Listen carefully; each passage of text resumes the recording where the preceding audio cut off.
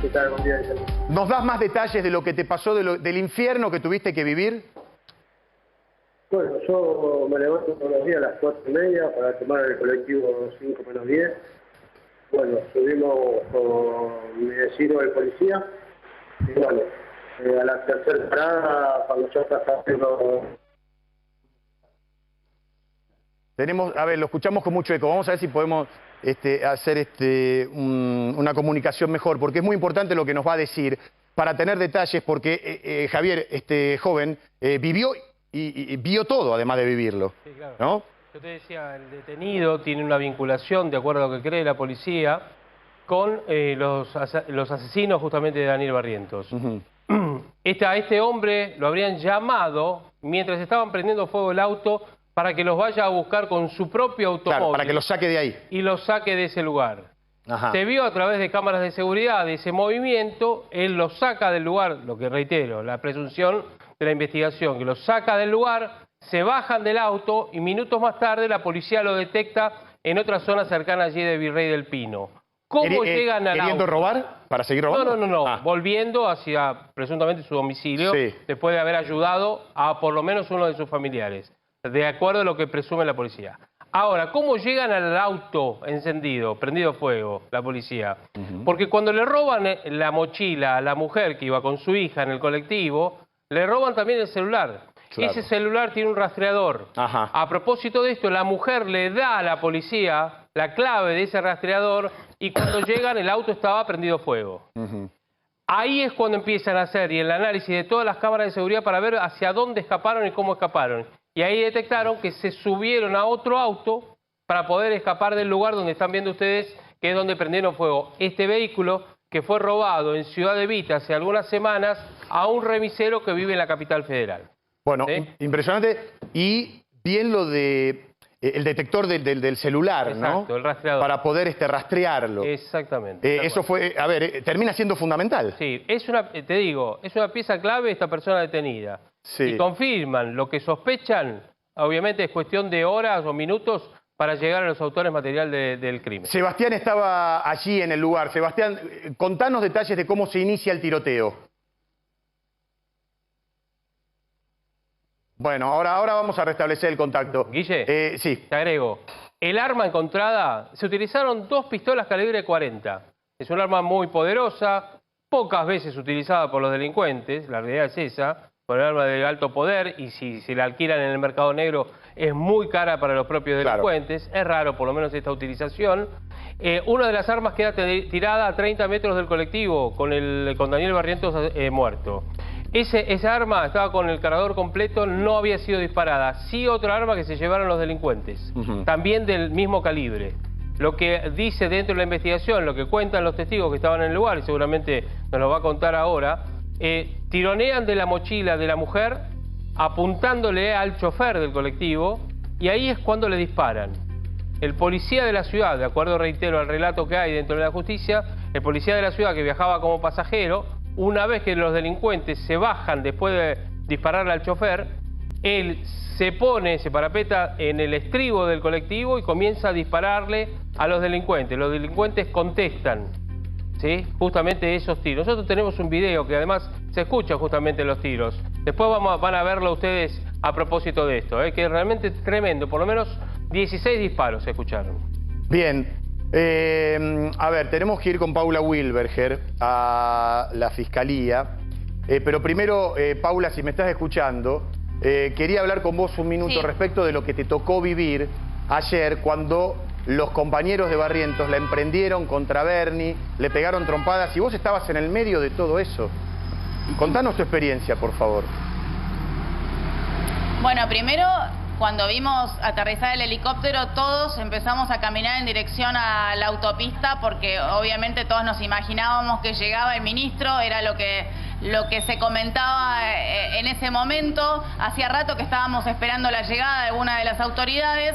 Vemos que baja el ministro y que viene caminando junto también al ministro de Transporte.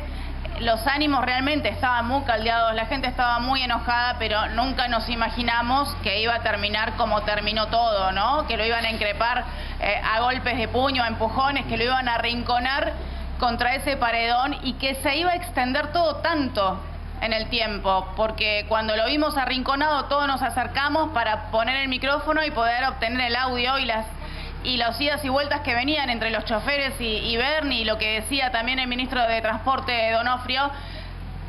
Pero lo que más nos llamó la atención es que todo derivó en violencia física, después de la violencia verbal, y que se extendió tanto en el tiempo. ¿Por qué? Porque esperábamos todos que la policía llegara antes. Claro, a ver, Paula. Fue un momento que realmente pareció eterno por la desprotección que tuvimos todos en ese momento. ¿Sabés lo que decíamos acá en el estudio? Lo matan. Una patada mal pegada en la cabeza. Lo matan a Bernie. A un Bernie que siempre suele presentarse de manera sorpresiva, a veces solo, en moto, pero esta vez le salió mal, evidentemente. Pero veíamos que si no había alguien que pudiera contenerlo, veíamos un asesinato en vivo de un funcionario. Había choferes que habían estado hablando con nosotros durante la mañana o minutos antes, algunos de ellos, de manera muy pacífica, muy consternados y muy enojados, pero con sentido común, con criterio y hablando de una manera normal. Cuando lo vieron al ministro empezaron a hablarle cada vez más, con la voz más elevada y con más verborragia. Se transformaron, parecían otras personas. Sí.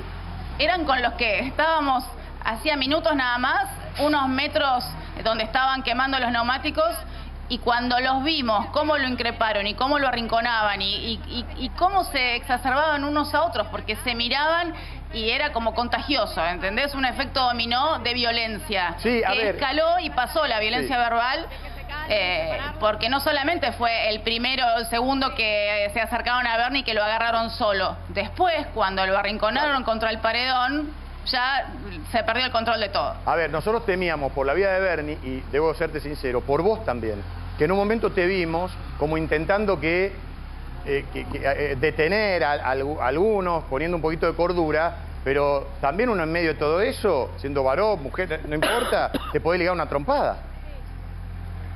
Es que, a ver, todos en ese momento, los que estaban con un poco aplicando el sentido común, trataban de bajar los ánimos, de decir, vámonos a un lugar más despejado, salgamos de este lugar encerrado y vamos a hablar. Había choferes que estaban también haciendo como una especie de cordón para poder proteger al ministro de los golpes, protegerlo de sus compañeros que estaban realmente muy, muy violentos.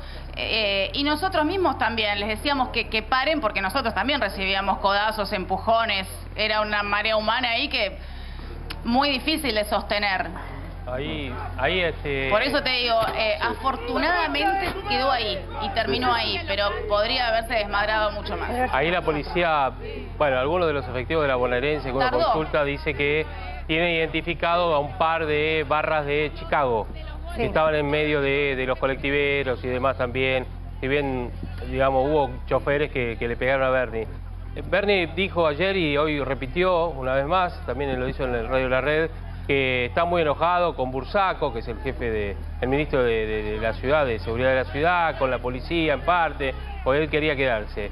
Si Bernie se quedaba ahí solo y no actuaba la policía de la ciudad para rescatarlo, lo voy a decir en la jerga de la calle y del fútbol, Guille, lo rompían todo, ¿eh? Sí, claro. Porque ayer yo hablé con Bernie, pues estuvo acá en América, y a la salida me lo encontré en la calle y me dijo, el golpe que me dieron atrás, que tiene 6 puntos de sutura, se lo dieron con un ladrillo. Ajá. Y dice, me conmocionaron tanto que perdí la estabilidad. Entonces, él mismo lo reconoce. Y además fue muy violento, inusual, desmedido. No, sí, y además, caótico. A ver, en un momento muy complicado, donde estamos diciendo justamente que, por un lado, la gente está harta ya de que no se haga nada, no se pueda hacer nada con respecto a la inseguridad. Y por otro lado, Bernie está admitiendo que tiene pocos policías, que no le alcanzan los policías. Bueno, Javi, y por otro lado también, hay mucho policía, hoy se lo pregunté a Bernie, hay mucho policía de UTOY, de la Fuerza Táctica, y hay poco policía en las comisarías. Claro, y en las calles. Digo, la ironía de que te termine llevando, yo entiendo que políticamente es una imagen complicada, que te termine llevando a la policía de la ciudad cuando vos sos el ministro de Seguridad de la provincia, la realidad es que políticamente no se ve bien. Y siempre que Bernie bajaba a este tipo de situaciones, a los colectiveros, si hubiera sido la primera vez, les hubiera dado algo de regocijo verlo y les hubiera dado confort. Están cansados porque ya lo hizo.